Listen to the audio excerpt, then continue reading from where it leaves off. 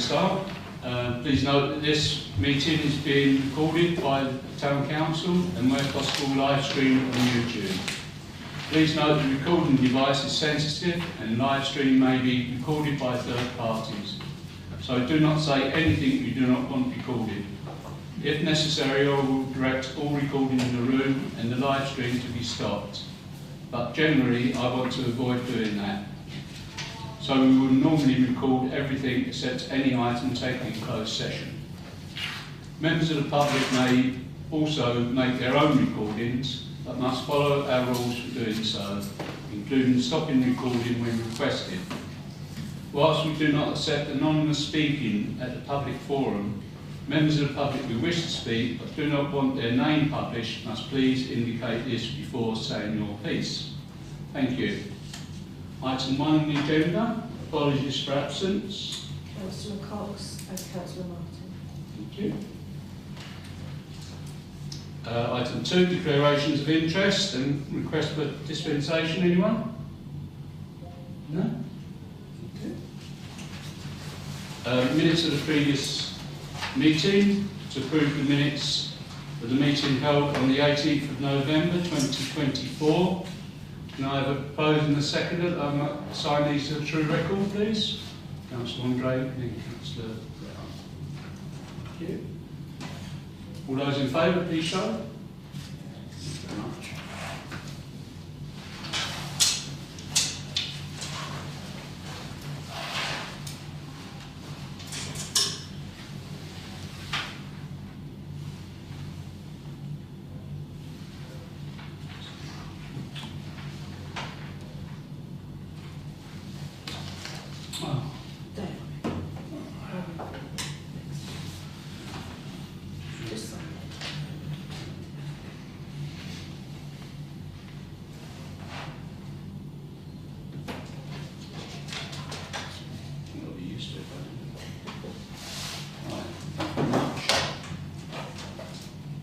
Item 4, matters arising from those minutes.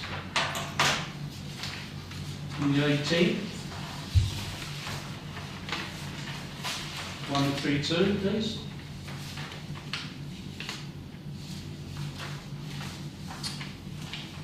One, three, three.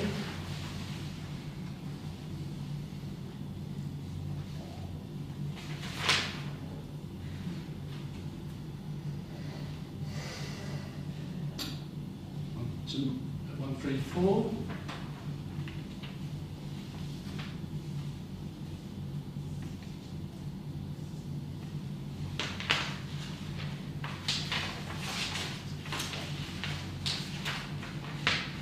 Any comments at all?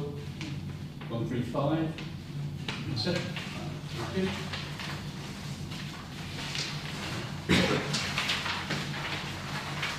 This is for item 5, which is for members of the public to speak on planning matters other than the 2 applications that we've got before the committee. If you wish to speak, please make yourself known to the clerk before the meeting commences. Any comments at all? No? No, Chair. Thank you. Chair, can I just seek clarification? On currently item, I think it's 3, will the members of the public have an opportunity to pass comment on that when it comes? Yeah, it's on the next item, item 6 actually. And this is to consider planning applications to West Suffolk Council. I will invite the members of the public who wish to address the committee in relation to a planning application to speak ahead of the committee, considering each application in turn. Okay? It's been requested we look at, because of members of the public here, we look at application 2 first, and then obviously application 1.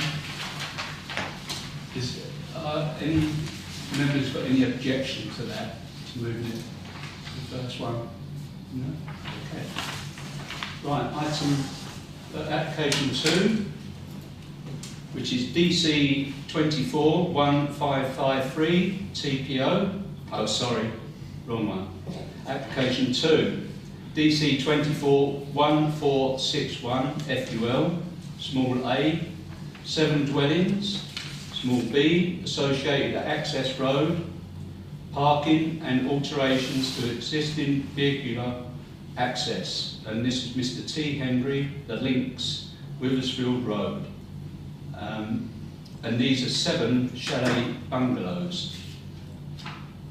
I've got a few notes before we start, before we come to the public. There's a 2 metre drop that 7 bungalows are going to be built on compared with the ones at the front. The minimum road width for waste freighters is 5 metres to 5.5 metres, and the road width goes down to 7 metres. And also I can't find EV charging point on plot 3. Okay, members of the public, do you wish to speak on this? Yeah, I can just say a few things, please. Yeah, certainly.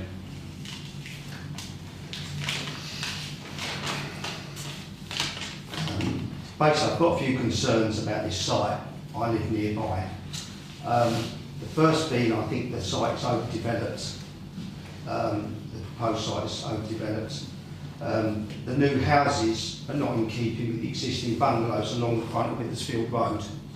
To give you some sort of idea, the ridge heights on the bungalows along Withersfield Road are like 4.9 metres, and the ridge heights on the new development average 8.49 metres. Also, it needs to be considered that the land goes up at the back, so obviously the ridge height will increase on that. I believe the access is poor in and out of the property.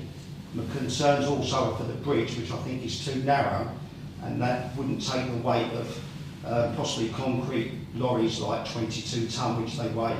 I don't think a fire engine would get down there, so that obviously poses possibly a risk if there was a fire. What else have I got? And also, basically, the way the site's positioned, they're keeping, it looks like it's intended that the old bungalows stay in the middle, and they're basically putting the 7 properties right round the edge, which are close to as you can see, they're close to the borders. On the left-hand side there, you've got a public footpath right up the left-hand side, and along the back, you can see also a large garage along the back of that, right next to the public footpath. Now, one of my concerns is, obviously, if they had a fire there, how are they going to put that fire out? Because, firstly, you need to, the fire engine, I don't think, would be able to reach over there. And the same with the property, the 4 properties that, in my opinion, are squeezed in on the right-hand side. So, they're just a few concerns that I've got. Also, I'm not sure if they didn't alter the bridge, how they could get services across, because you've got to get obviously gas, electric, water, telephone across. But at the moment, the existing house is powered by one line, electric line that goes over the river into the bungalow that is right next to the main driveway. So obviously that needs to be considered how they're going to get the services across. Also, I don't believe they'd be able to get on the main sewer there. So I think each house there would need a septic tank or a sewage treatment plant. So again, that's creating a lot of, you've got to get the lorries across. They should be emptied once a year, a sewage treatment plant. And I think there's in my opinion, there's 8 properties there, which is potentially at least 16 cars. Most people have 2 cars per property. And that's without any visitors, bands or anything else visiting the site. So that's basically my concern with this project. Thank you very much. Sir, do you want to speak? Yeah? I've got, obviously Andy's gone into more than great detail. But I'm at 188 Withersfield Road, which is right next to the drive. My concern is just the amount of lorries going over down that drive now, and we have got services under there from our bungalow and from the one opposite. And I've asked that consideration be given for safeguards about any crushing of the services under there, because it was only a narrow drive. It's a narrow drive, just one bungalow. I've asked for it's something to be put up against our walls of our bungalow to stop any noise, because there's going to be a lot of traffic going down there. And we've also got a wall that stops erosion from the riverbank, because we're right on the riverbank. And I am worried. I just want some safeguards if the bridge does get widened, or if something's got to be done there, that my erosion wall doesn't get damaged, and we're left with expense to put it all right again, because we haven't got the money, basically. And Andy spoke about the power supplies to the Links bungalow at the moment. That comes under my bungalow, under my ground, to a electric telegraph pole in my garden, which serves the Links.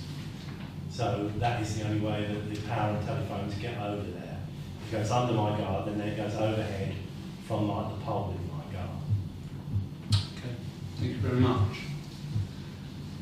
Okay, is anybody else want to speak on this at all from the public? No? Okay. Councillor Mason.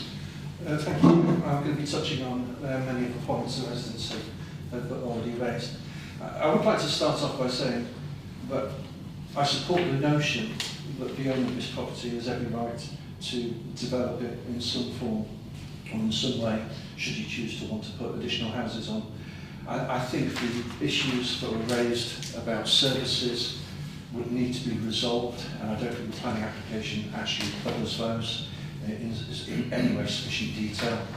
The applicant seems to think that they'll just connect into the sewer mains, except there doesn't seem to be any evidence that that is actually going to be possible, and we would need confirmation that what he's saying is actually doable before this could ever get approved. When I'm looking at an application, I try and think about not just the landowner and not just necessarily the people that move in, but also future generations and how this design works as a small community. I totally concur that I think there's too many plots on this site, and it's quite unbalanced. And when I mean unbalanced, I don't mean left and right. I mean the amount of space given to the central area. To be honest, it looks a little bit like the manor house that's surrounded by its other buildings. It's not an even distribution of land for a plotted community, I don't believe. I do think the properties on the right-hand side, 4, 5, 6 and 7 are too close and squeezed in, which seems unnecessary when you consider the amount of space on the plot as a whole.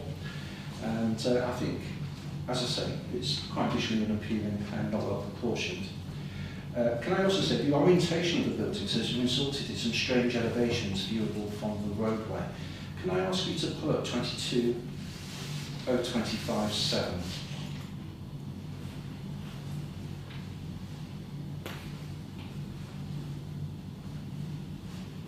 22.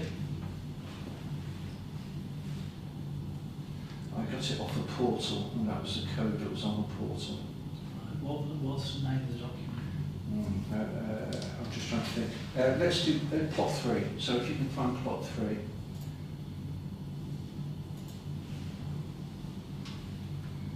That's the garage, which is to do with plot 3. I'll come on to that. Don't close that tab. Okay, so normally when you think of a front elevation, you would think the front elevation as it's presented on the map there. But actually, can you go, so imagine that front elevation on the left. Go back to the original map that we've got. You'd imagine it facing the roadway. In fact, that front elevation faces in a southerly direction towards the semi-detached properties below. Okay, can we go back to the plans? What actually is facing the roadway is the one on the far right, which is the side elevation, which is kind of a rather unusual, because there's going to be so much space on that estate. It's not, in my opinion, particularly a nice orientation in terms of how that site's going to look from the roadway for all the other residences. I'd like to talk about size and scale. These properties are not in keeping with other nearby structures and are certainly not the 1.5 storey plots as stated in the plans. Okay, so when I forget which document it is, but it clearly states that these are chalet-style 1.5 storey buildings. Well, can I make clear that the ridgeline, as was mentioned by a resident, is over 8 metres high, which most two-storey buildings are round about 7 metres. So he's gilding the lily just a little bit to suggest these are 1.5 storey. What they've actually done is they've dropped the roof line down, raised the ridge line to maximise the amount of space on the second floor. And these are most certainly not 1.5 storey chalets. These are fully 2-storey buildings, in my opinion, which again is not in keeping with the houses in the surrounding area. As such, I've got overlooking concerns with the overall layout, privacy and overlooking concerns within this site and also properties adjacent to the site. Property number 4, which is in the bottom right-hand corner, is very close to the brook. Now, the brook is actually a flood zone 3, and it extends beyond the brook just a little bit, and it's way too close to property 4. And I think, determining planning applications, normally districts would want to apply a sequential test in terms of buildings this close to proximity to a flood zone 3, and I consider that highly problematic. Can you pull up 22? Oh, sorry, the access road. Can you find an image of the access road? Okay, so a resident mentioned 16. Now, many of these properties are 4-bedroom houses, which, in theory, you could have maybe 2 or 3 cars. So actually, there's every likelihood that you could have over 20 cars on this site accessing Withersfield Road. Can I just point out that directly opposite is a bus stop, which has been confirmed by Highways, which, well, admittedly, you're not going to get 20 cars all in one go, but the volume of traffic entering Withersfield Road, which will remain, even when the bypass, the relief road is open, will still remain a key road into town. I think it's highly problematic. There are other such roads like this that join onto Withersfield Road, but they are only joined by 2 or 3 properties, not 8, and certainly not with as many cars that could be seen on this in the future. I'd like to pull up the garage, please, at plot 3. This is not a garage, unfortunately. This garage is 6 metres high. I actually think it's an example of a 1.5 storey chalet building because you can see all the windows in the rooftop. It's also wider than the normal garage. It's in excess of the standard 2.8 or 3 metre garage that you might expect to see in developments. This is a colossal building which is right next to a public right-of-way, which I think is, again, not suitable in that particular location. It's excessive. As I say, I've got other concerns around sewage, traffic flow in proximity to the entrance point, utilities. I think we have to get confirmation from Highways regarding the suitability and strength of the bridge. I think in this present format, there's no, I have called this in, and although I don't have the vote, I'd like to register my objection with this planning application. Thank you. Is there any other comments? Councillor Brown? Yeah, personally, I would like to support what Councillor Mason has said, and the residents, they're very well thought out points, and I can't see any that I don't agree with, so I propose objection on those grounds that have been previously mentioned. Thank you. Councillor Smith? Yeah, I think As Councillor Brown said, Councillor Mason's made a very full summary of what the issues are. A couple of things that I'd also point out is the garage for a start. It looks like it's there for future development, really. You know, once they get built a garage, then they'll apply for. We just sort of like guesswork. I know. Looks like they'll probably then apply to have that route forward into some sort of residential area, but that's just guesswork. Some of the buildings are at a bit of a flood risk. Maybe not this year, maybe not next year, but we know the way things are going. Flooding is occurring more and more often these days. It seems to be a bit artistic license to say that those buildings are 1.5 stories. As we pointed out, the roof line has been dropped to make it look with something that's not, I believe. I'm not against the principle of the area being developed, but it is just too much, and we get this a lot, where they try to just squeeze a cork into a pine pot. Yes, they could probably get some development there, but not 7 dwellings. It's just too much, I think. Okay, thank you. Any more? Councillor Burns. Sorry, I'm sat here. I'm not going to repeat what was said earlier on, but there's a few things I picked up reading the reports yesterday, and I apologise that 188 Withersfield wasn't on that report notes because I think it was put online this morning. This morning, yeah. It's all right, councillors have seen it. Yeah, it's fine. Well, we've obviously seen the blue one, but not necessarily the 188 one. No. Partway during, I think it's a design and access statement, it talks about the traffic flows are not excessive for a rural road. Well, the last time I did some statistics, and I have been asked by the police to do some more, not to do with this, but general complaints. In August 2020, remember we're talking about COVID now, there was 740 vehicles every hour going past, and an average of 1 every 8 seconds. Going past something, and obviously since then traffic flows have increased a lot. Traffic speeds during the day were averaging below 30 miles an hour, but gone about 7 o'clock at night, they were going up to 36 to 40 to 45 miles an hour there. So there's something to consider. The other thing I picked up on was they make a big thing about air source heat pumps, right? Then they say we're going to put wood burners in, which is a lot of people say don't use wood burners. My sister's got one, and they love it, but I'm not saying that. And the final thing I've got is they mention about one of the buildings being for disabled access, and they make a big deal out of being 838mm wide doorways.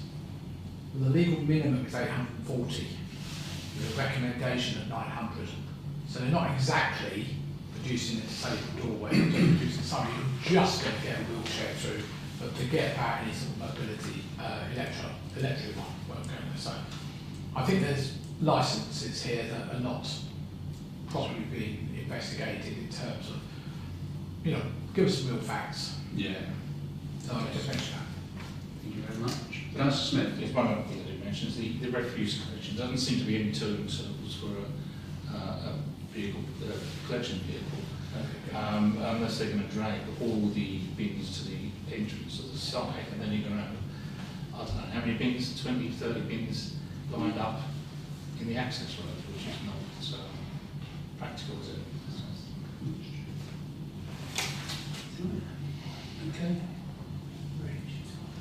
That's it then. Right, can we have a proposer then for? I've already proposed. Oh, right. Right. That we object on all them grounds. Yeah. Okay. Can we have a seconder then, please? Councillor Andre. All those in favour, please show. Yeah. So thank you very much. Thank you. Yeah. Thank you. You may leave now unless you want to stay for the other one. Thank you very much for coming. Yeah. I must tell you, you must send that away to the West Suffolk Council, your objection? I have. Thank you. Right, brilliant. So, about the drive. I went on there today. Brilliant. Have you seen it? Yeah. Right. Thank you. Thank you for that. Okay, thank you very much. Bye. Thank you. Cheers. Right, okay.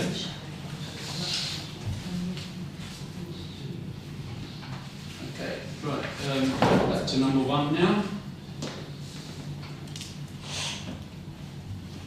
I haven't got anything written down, so I can read it off here. It's DC 1553, TPO 490, in brackets 2009, 1 Oak, T1 on plan and T1 on order, pollard to 8 metres above ground level. This is the Laurels, Rattin Road. Any comments on this one at all? No? Can I propose it for neutral then, please? Councillor Smith, can I have a seconder, please? Councillor Gray? All those in favour, please show. Thank you very much. Right, carrying one's over. Item 7, to consider street trading licences. We haven't got any. Item 8, matters to report, to enable members to exchange any urgent planning matters. Councillor Burns. I feel as if I haven't done anything for a while. Right, you haven't. As Virgin Media are digging up the roads all around town, I thought I'd contact VX5 or Little Connectors there were well known in town about what their plans are, considering they walked away from the job over 2 years ago, having dug up all the roads, caused a lot of disruption, and they've just abandoned the FTTP service. I did speak to GigaClear, and GigaClear have also basically moved out of town. They've now got rural. They are doing the odd jobs, but nothing like they were doing. And I spoke to them about taking over the Connect's infrastructure to see whether they would complete it. They apparently could not get an agreement from Little Connect at all, or VX5 as their parent company's called. Anyway, so I emailed VX5 again, or Little Connect, and they've come back to me today and said, unfortunately, at this present time, we do not have the plans in place to complete the network in your area. We do not have any further information at this time. So that is 2 years, 2 months since they walked out. So I did say to them, well, in that case, I'm going to go back, which I have done, to West Suffolk and County Council about getting all their boxes removed, which are clutching up our street scenes. Some of them are big, ginormous things. They've got nothing in them at all. To get it removed, because Virgin Fibre, or Next Fibre as they're called, are also putting their own boxes in now. We're getting those everywhere. So hopefully I'll get an answer back from either West Suffolk or County. It's a county thing, but West Suffolk tend to manage it on their behalf. I'll let you know. Thank you very much. Thank you. Good point. Councillor Smith and Councillor Brown. I'm not sure if we've reported this before, so it seems to come around so often. The application for the rear of 24 Queen Street has been withdrawn. That was the two-storey buildings at the back of the Brilliant. That's good. Take notes of our objections then. Councillor Brown. Yeah, I was going to say, well done to John for getting those removed if possible, because I say outside Cooper School, you've got 4 or 5 of them in a big row. It's just absolutely awful. The thing is as well is, why can't they sort of recycle? If they're not going to use them, offer them up to other providers and they can use them. Yeah. It's a waste of resources and money. Just, Quite right. Right. Councillor Andre. At the risk of taking up too much time, these advertising signs on the roundabouts have now started to be taken up as advertising signs rather than just advertising space. They're horrendous. They're not at all appropriate for rural roundabouts. They also present a hazard to vehicles that, for whatever reason, cross onto the roundabout, a collision hazard. They're entirely unnecessary. I'd like us to find out how permission was granted, who applied for it and who agreed to it. We were never consulted about this, and I personally, as a Suffolk resident, am quite proud of the way artwork appears on our roundabouts with some consistency. This is not artwork, this is an aberration. Thank you for that. Councillor Brown. Yeah, I have reported to West Suffolk Planning and Essex Planning Enforcement because McDonald's roundabout, the bypass, is actually Essex. So I don't know if Suffolk County Council's contractors have put on that roundabout by mistake or not, but that roundabout is actually in Essex. Councillor Mayor, unfortunately Councillor Mason's gone, but he's on the case. He wasn't consulted as county councillor at all about them. Yeah, to be fair, when they had those roundabouts, the signs on the roundabouts previously, they wasn't sponsored. They were kept nice, and there was some small little signs there by the sponsors. Yeah, I didn't have a problem with that. No one had a problem with that. There was, you know, in keeping with the roundabout. These are just blatant commercial advertising signs. I mean, I've got nothing against small businesses that advertise on them because, you know, they've been offered the chance. I've got a small business, yeah, and I totally support, you know, small businesses, but those signs are in the wrong, you know, place. And as Councillor Andre says, they were, you know, to me, I went past the Spirit of Enterprise roundabout today, and that's now got 4 signs all around it, you know. And I know someone was in negotiations around putting some LED lighting on, so that to make it look nicer at night time. Now it's blighted by advertising signs. This is nothing against the companies that advertise on there. It's 100%, you know, Suffolk County Council who should not, you know, these are the people that are supposed to go around and remove signs, you know, around the town that have been illegally put beside the road and that's, you know, in clutter. And they've actually done a far worse job to the town than anyone. And it's absolutely just a money-making scheme. And it looks, you know, to me, it looks, you know, personally, it looks absolutely awful. So I have contacted planning. They've responded, West Suffolk, to say they're, you know, looking into it. I have contacted Essex Planning Enforcement. I haven't had a response back from them yet, but say Councillor Mason's also chasing up the Suffolk County Council. And yeah, there was a response back from Suffolk County Council saying that the actual signs that advertise the advertising space are larger than the ones that once, you know, the advertising space is sold. The signs are actually smaller. You know, it's blatant untruth. The signs are exactly the same as the ones that were replaced. So, well done, Suffolk County Council. You've actually made the town worse. Yeah, and the speed that these all went up as against, you know, all the potholes and whatever we've battled to get filled. You know, the road signs around the town that haven't been kept properly or falling down. Or branches. Yeah, branches hanging out, all the things that they should be doing, they haven't. But for some, you know, money-making scheme, they seem to have really, you know, pulled their socks up and gone around and, you know, blighted every single roundabout in town. But I say, that's not against small business advertised on there. That's I'm a small business myself, I understand it, but it is Suffolk County Council themselves. I just find it appalling. Councillor Lucrini. Yeah, so I think one of the things that we probably should follow up on, regardless of agreeing up the big signs or going back to the little ones, is Suffolk County Council actually said the money raised goes towards the maintenance and planting of the roundabouts. Obviously, small businesses are buying these signs to sponsor a roundabout.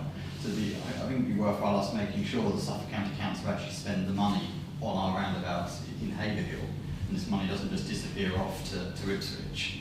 Because they're only paying West Suffolk Council twice a year to cut the grass, and they don't seem to be doing any planting on the roundabouts. And certainly in Sudbury, they ripped up all the Sudbury and Bloom signs that actually said that Sudbury and Bloom were planted roundabouts, replaced them with these sponsorship signs. So I'm dubious that Suffolk are actually going to spend any of the money on planting. Right, okay, Do you think we should write a letter on the town council behalf as well? I know Councillor Brown, you said you've been in touch, and obviously Councillor Mason has as well. But I'm sure there's no harm in us also writing, as well as them boxes as well. We could include that. You know, we include it as clutter. Yeah. Clutter in Haverhill. Yeah, I mean, to be fair, I'd like something to actually mention this, because it's going to take a lot of work, because apparently they've done this to other roundabouts all across Suffolk as well.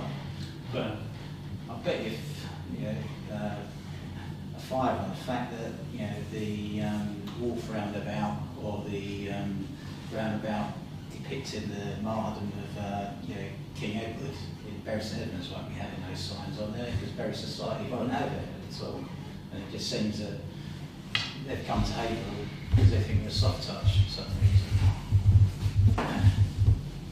Okay, Councillor Burns.